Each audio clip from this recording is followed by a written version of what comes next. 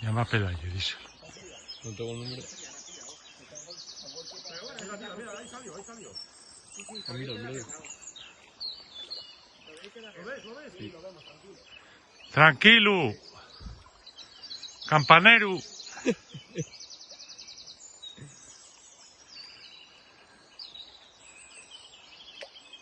Está muerto el salmón, ¿eh? Sí. Está muerto. Y un salmonino, cabrón. Vale igual.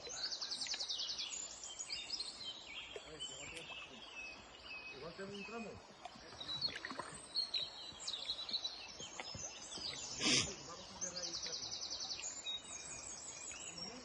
¿Dónde está el salmonín?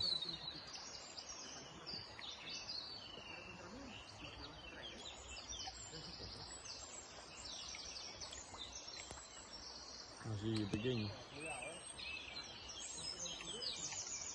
ver si puedes levantar la gaita de espacio para aquí.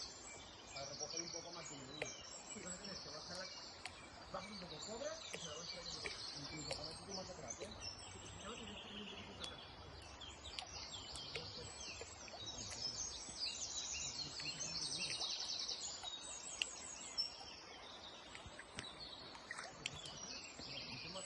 Sí, pero tienes que cobrar caña, ¿eh? Que hay mucho hilo fuera, ¿eh? Y recogerlo y luego la cambia. Y tirarlo para acá. Eso es.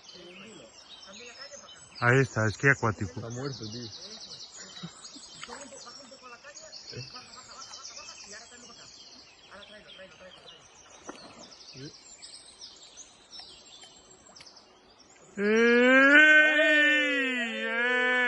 ¡Ahí, chaval!